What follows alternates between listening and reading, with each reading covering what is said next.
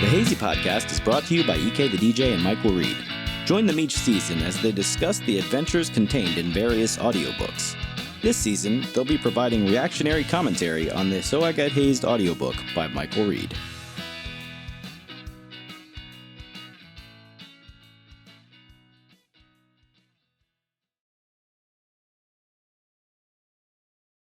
It's episode 2 in 4K, bro. In 4K? In 4K. I'm All the glad that I'm Ks. sending my video in 1080 now. Yeah, me too. Upscaling, anti-aliasing for the win. Nice. So, in my second book, it's a collaboration of stories from everybody. But, you know, it's stories made for younger guys. But let's start with one of them in here called Misunderstanding. And it's you. It's me. You.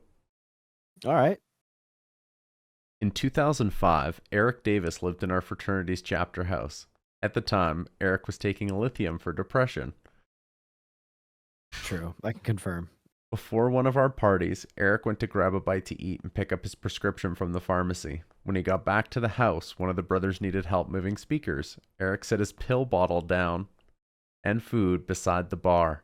After he finished moving the speakers, he asked one of the pledges to get his food for him. He had forgotten about the pill bottle. When the party started, everyone seemed to be having a great time. Then a girl at the party saw the pill bottle on the bar. It was beside one of our shooter jugs. She started screaming, "They're trying to drug us." She picked up the bottle and held it in the air. Her friend came over and they both started screaming. Eric tried defusing the situation by explaining the pills were his. Nobody believed him and almost everyone at the party left. It took at least a few days to earn our credibility back with the student body after that one. What do you got? I forgot about that. Whoops. I was depressed. I was dealing with some stuff, man.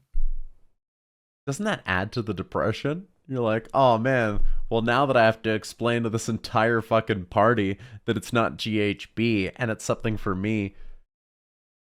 Well, I'm downplaying the situation. So, the truth be told, and this all played out years later. The mass amount of drugs and alcohol that I was consuming while we were at school really played its toll on my mind. And when I eventually went into the hospital, they never drug tested me or anything. They just like, oh wow, this kid's clearly bipolar, and they just threw medicine at me. So I was on a relatively high dose of lithium at the time. And after leaving college, I followed up and went to a different psychiatrist and explained my situation and was finally honest and was like, yeah, I was on a bunch of drugs. And they're like, they never drug tested you? I was like, no, they just prescribed me lithium. And she's like, well, let's see how you do. We'll wean you off and we'll see how you do without it. And, you know, you're clean now. You're willing to have a drug test. I was like, yeah. Yeah, so that lithium didn't do me any good, is the point that I was getting at there. Yeah, and apparently it didn't do any good at the party either. No, it was just bad all around. Mm-hmm. But the upside, because the whole point of lithium is that it's a mood stabilizer. It really didn't affect me that much. Yeah, you're probably really calm about the whole situation. You're like, all right, really, well, like, see you guys. This sucks. This is Bye. unfortunate. Everybody's probably yelling at you, and you're like, I don't know, what do you want me to say? I could only remember the food. Fucking pledge should have grabbed everything. My bad. This next one's good, and I'm going to do them back to back. So this one's called Drinkin' a Show. Avery and Tony. One day, Avery and Tony thought it would be a good idea to bring a 12-pack of beer into the movies. They went to a daytime matinee. They were in Christiansburg, Virginia, and both of them were underage. They were already drunk before they walked into the theater. When the movie started, Tony was being loud and belligerent. Out of frustration, somebody went and got the usher. The usher came in and shined his light on the guys. He said, "Hey, don't move. I'm calling the police." The two were so drunk they couldn't even run. They just sat there. If they had any sense at the time, they would have left. Instead, they stayed until the cops showed up. When the cops came into the theater, the lights came on. They walked straight over to Avery and Tony. Now, if you didn't already know, theaters are built with acoustics in mind to properly carry sound. Avery and Tony tried kicking their beer cans under the seats in front of them. So the movie is off and the lights are on. Okay, well, at least it's paused. So there's no sound. So they kick the seats, or they kick the cans under the seats, and the sound of the aluminum cans could be heard throughout the theater. Right, and I imagine it's like clank, clank, clank down the falling between the seats. Like a slinky sound. The cops pulled them out of their seats and brought them outside. They each got underage possession of alcohol charges and had to go to court later in the semester. They were also banned from that particular chain of movie theaters. All in all, this was their worst movie experience ever. What was the movie again? I should have asked them. It's a relevant detail. I guess. I could probably find out by looking at the date of this. I'm curious. I'll get back to you on this one. And if I don't, then who really cares? So then the follow-up to this one is Avery had to go to court because of this. So when Avery got an underage alcohol ticket for drinking in a movie theater, he had to go to court. The night before his court case, Avery got wasted with John Knowles and me, despite us telling him it wasn't a good idea. All night, he said he was going to drink a cup of water for every beer he drank. He said that by the morning, he wouldn't have any traces of alcohol in his blood. Come 9:20 a.m. the next morning, Avery's getting breathalyzed in an open courtroom because he smells like alcohol. Avery blew a 007, but unlike James Bond, Avery was unable to escape. The judge decided to throw the book at him, and since that day, we've always referred to failing a breathalyzer in court as blowing a bond. Nice. Well done. I don't think I ever heard that story. Yeah, that was after your time. That's wild. That was after your time. Man, Ron Russo's got some really sad stories. Sad stories? He gets busted all the time for shit. Like, all right. So I'm 2-strike Mike. There's also 2-strike Ron. Ron Russo and I had a lot in common. Much like myself, he had an affinity for getting himself into trouble. During Ron's first week at college, he was living in the dorms. At the time, he was going to a lot of Sig H parties. He was introduced to the fraternity by some friends from back home. One night, he got a little too drunk and blacked out before he made it back to his dorm room. When he got to his floor, he began crawling down his dorm's hallway to get back to his room. His legs weren't working, right? On the way back to his room, he crawled into a girl's room that had her door open. There were several people in the room talking before he interrupted. Their conversation came to a halt when he came crawling into the room on all fours. He didn't know any of them, and he just stared at them. And they stared at him. They asked him if he was okay, but he was too drunk to speak. He was only a few rooms away from his own, and someone called the cops. But the paramedics got there before the cops. When the paramedics showed up, they found a medicine bottle full of weed in Ron's pocket. When they were searching for his ID, they took him to the hospital, where he instantly began to sober up. As he was sobering up, they forced an IV into him against his wishes. So he's like, no, I'm good. I'm literally almost not drunk anymore. They're like, no, you're underage. You're getting this IV. So then the police met Ron in the hospital, and they gave him 2 citations and called his parents. So I guess it was drunk in public and underage possession of alcohol. Probably, yeah, that makes sense. They're usually linked together, even though that's double jeopardy, right? Well, it's obvious that you possess alcohol if you just got an underage drinking ticket. Yeah, well, it's kind of a double up charge. The drunk in public part, I mean, maybe they're not always linked together. You know what? I take that back. I take it back. I wasn't thinking. I guess I'm drunk in public. I did go to school for this, and that's why the smart part of me that's like, hey, whiskey breath, put it into gear here. Okay, so I'm not really drinking anybody at home, but if I was, I still wouldn't give a fuck, and I would probably lie to you anyways. So The paramedics did Ron a solid, and they never told the cops about the weed. And he thinks they probably kept it for themselves. Ron received 2 strikes on campus as a result of receiving 2 citations. That meant he had to keep his nose clean for the next 4 years of school, just like me. Ron received both of these strikes during his first week of school. That place is a fucking money trap. It's a thirst trap. But without like hot bitches. And those townie cops love arresting students. Yes. Because they work in that podunk town. They grew up there their whole lives. It's a cash crop. Arresting students and getting their parents to pay the tickets is just like money, income for that town. Exactly. Gutter trash? Gutter trash. One night when we were pledging, John got so drunk he fell asleep in a drain gutter. When he woke up the next morning, he was terrified because he'd blacked out. He was lucky nothing bad happened to him while he passed out. When he got back to the dorms, he didn't tell me what happened because he was too embarrassed. This story wasn't in my first book because John told me this after it was released. John said that this was his most embarrassing gutter trash story. It's a shame that didn't make it in the book. It fit right in. Now, can I give a follow-up to that story that's related in a way? I know you didn't want to do any hazing stories tonight, but this one is the exact same story just from somebody else, but worse. Like someone else's the same story from someone else's perspective, or the same experience? There are a couple of those in this, but this one is almost the same experience from a pledge years later. Years later. Mm-hmm. Okay. So this is called At Least He Wasn't Arrested, and the character is Peter. Peter pledged all by himself.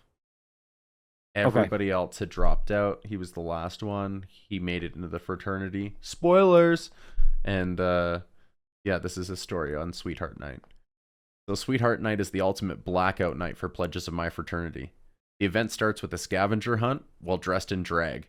Now, anybody that's never dressed in drag before, you know what? It's 2021. You're missing out. They were doing this shit back when the Greeks were trying to take over the entire universe. Yeah, like, Shakespeare was a bunch of dudes in drag. Yeah. Well, before Shakespeare, though. Either way. I mean, some of the best fun can be had in heels. With that said, the second part of this event consists of memorizing a label of a liquor bottle. Each time the pledges fail to recite the bottle's label from memory, they each have to drink from the bottle. So you get fucking hammed. This goes on until the entire pledge class recites the labels in unison. The event culminates with each of the pledges getting a big sister in the fraternity. So it's a big extravaganza if you haven't listened to any of our other podcasts. When Peter Bishop was pledging, he was the only person left in his pledge class by Sweetheart Night. After Peter Bishop finished the Sweetheart event, he blacked out hard because he's got to memorize the bottle and he's taking swigs by himself. He couldn't remember if he snuck away or if Autumn, his new big sister in the fraternity, had abandoned him. The next morning, Peter woke up in a ditch. He only woke up because the place he chose to sleep had a lot of foot traffic. There were troves of students walking by him on their way to their morning classes. Like many of our fraternity brothers before him, and many that came after, he slept outside for a full night like a bum. He was laid out beside a grocery store, and I know you know which one I'm talking about. Yep. He was wearing a small Roxy shirt, a skirt, and had painted fingernails. He felt lucky he hadn't been robbed or arrested. When he mustered the strength to stand, he realized he was bleeding from his anus. Oh no. I'm not saying he got raped. It might have just been a hard night of drinking. But, I mean, you passed out in a fucking gutter. Dressed in drag. And that's when you don't have a good time in drag. With that said, let's find some humorous stories in this one. This next one's called KAZAA. We had a sweetheart in our fraternity named Summer. She never did anything bad that we knew about, but she did have a downloading problem. Back in the early 2000s, there was a program called KAZAA that was a hub for torrents. She downloaded lots of music and put them into a folder. We're not talking a little bit of content. We're talking a metric shit ton of content. She accidentally had the folder set to share. And this is back in the days of like XP and whatnot, so other computers could discover you on a university network. The folder was shared with the entire campus and Nice. the entire KAZAA community, which at the time was everyone in North America. So everyone in America downloaded from her folders. After not too long, she was served with a notice that she was being charged $2,500 to $5,000 per song. She wanted to kill herself. This would have bankrupted her and her parents, as the number was astronomical. Her parents wanted to kill her. They had to hire lawyers, and get this, they settled for a total of $2,500. In the end, it could have been a lot worse. It could have been herpes.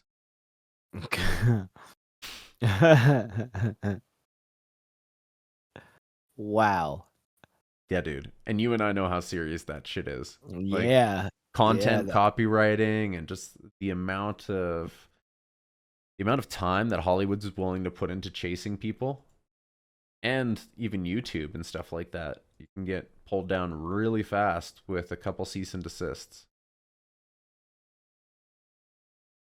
The important thing is when you get a cease and desist, you immediately follow directions. Mm-hmm. Unless they're to send a Nigerian prince as much PayPal money you can, but instead of PayPal, it's not working for whatever reason, so he'll take Apple gift cards. Yeah. As currency. On to the next story. TriKai date party. TriKai was the most amazing. Yeah, I don't. There's no holding back on this one. You aren't even a recognized sorority. You're defunct. I own this name. Get fucked. Come at me, hoes. Bros. Whoever tries to take this name.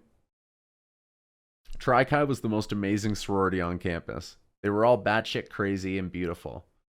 One night during a TriKai and Sig H date party, Kyle got the chance to hook up with one of these girls.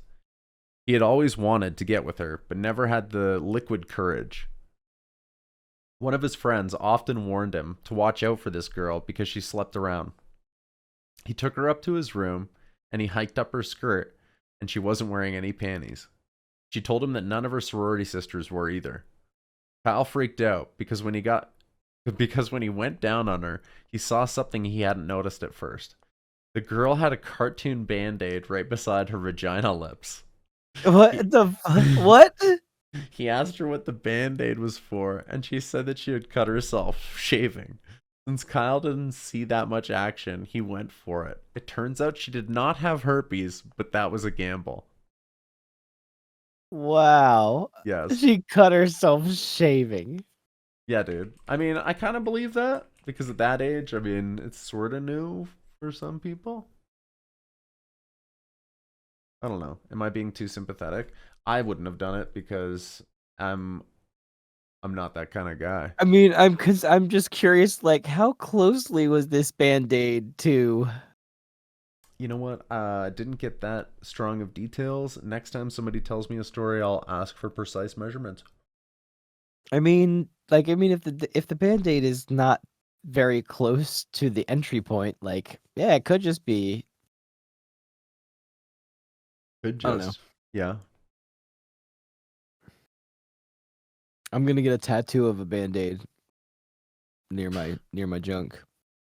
What cartoon character is gonna be on your Band-Aid? When people see the cartoon character, SpongeBob probably. When people see the cartoon character on the Band-Aid on my junk, the tattoo is the Band-Aid is the tattoo is of a Band-Aid. So why SpongeBob? I don't know. Is your dick a pineapple? Under the sea. Or is it for like squishing? I don't know. I'm sure there were some better jokes I could have made there, but those were the two that really jumped out at me. If you look around, you might find out where Patrick Star lives. You ever invite anybody up to college when you were there and they just stayed for a long time? Never a long time, but like I definitely had friends that would come and visit and spend like a weekend or like 3 or 4 days. Okay. What about like a week? I don't think I ever had anybody stayed that long. What about 2 weeks? No. All right. The story is called Longing for Longwood. Okay. This might get me in trouble. Who knows? In a college, my friend Anduin came and stayed at my fraternity house for 2 weeks. When he was visiting, I wanted to get him the full college partying experience. This could only happen if I took him on a road trip to another college, so he had something to compare Radford to. So I'm going to Radford, and he comes to visit us, and I'm like, hey, bro, we're going to this other university. And he's like, all right. So we decided to visit our Sig H chapter at Longwood, since they ruled that campus. We brought an entire crew of people up with us in different cars.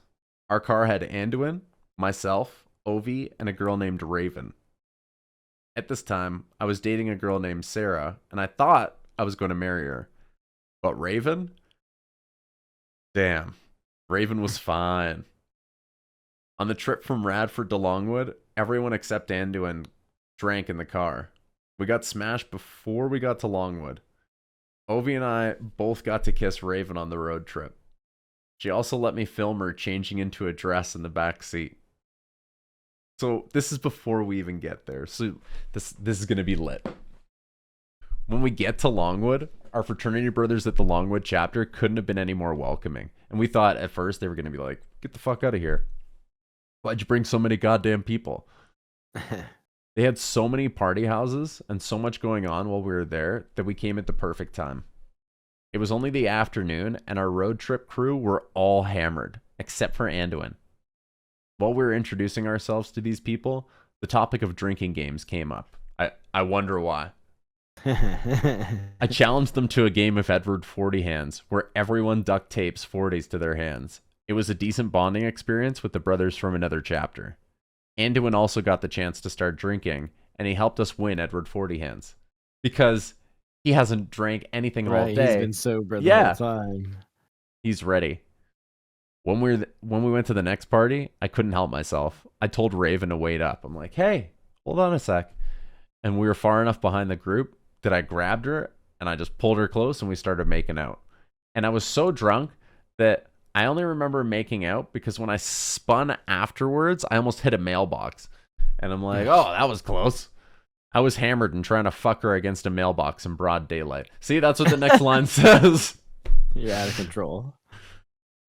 We were toured around from house to house, each giving us their own drinking experience. So we got taken to each different brother's house around the fraternity and there were around the campus, and there were so many. But then it gets better. So there was a football game on a giant big screen TV in one house, and we drank and partied on the giant back deck of another house. The entire day I snapped tons of photos, so I have a memory of the entire day. While we're there, someone mentioned that Little John and the Yin Yang Twins were throwing a free concert on campus and we should go. I was so excited, I ran outside. When I realized nobody was with me, I decided to take a quick nap on the front of the strange fraternity house in a foreign town while I waited. So this is not my most brilliant idea.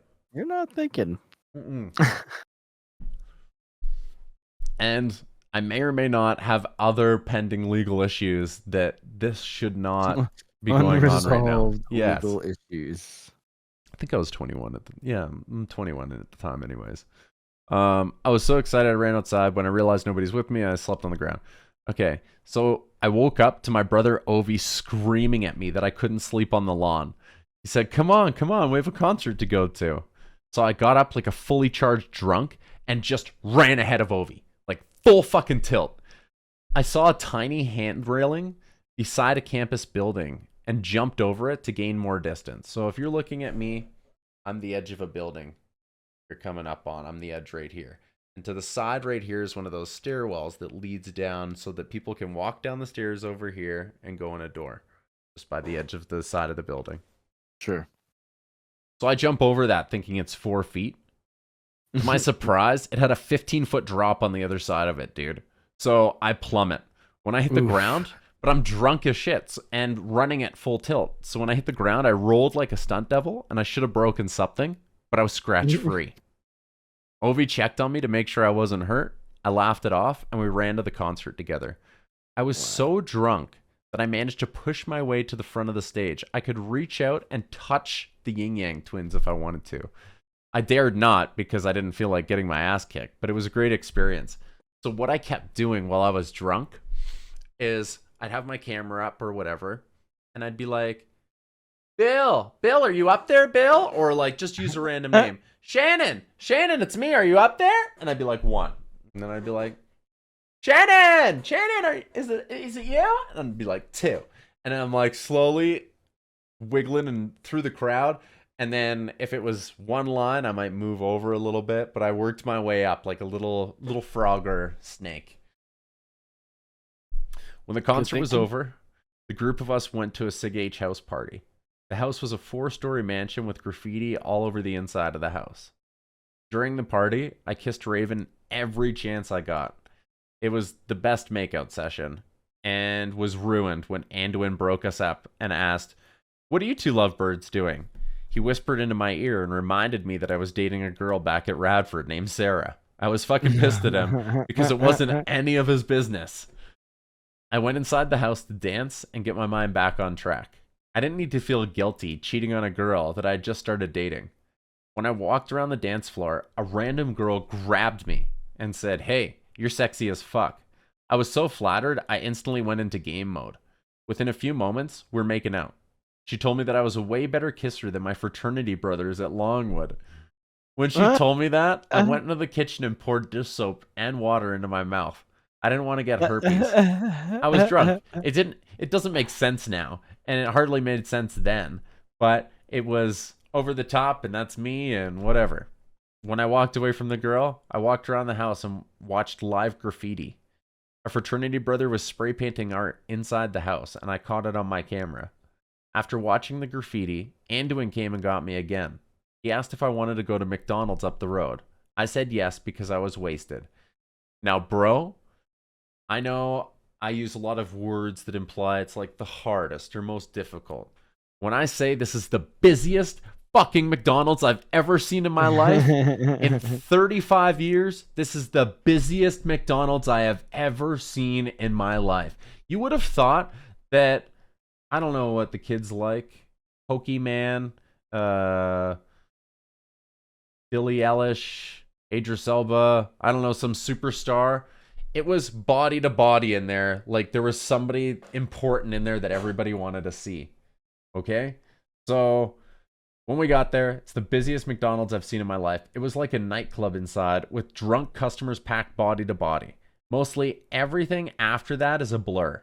I don't even remember where I slept that night, but I am here today, so it was safe enough. The next day, the Radford crew were scattered all over the Longwood campus. I had to take a public bus around to find everybody. Before everyone had cell phones, and then the people that did have them didn't keep them fucking charged. Especially when you're in another town on a road trip, like there's so many things that have to go right. Yeah, and even if you did bring your charger, maybe it's in the guy's car that's outside and you're just drunk and you want to sleep. But somehow, I was able to find everyone I came with. Anduin drove us back to Radford, and we were all hungover, and all of us stunk of booze. We spent the entire trip back to Radford sharing our experiences from the night before with one another. In the end, Anduin had a great time, and that's precisely what I wanted to give him.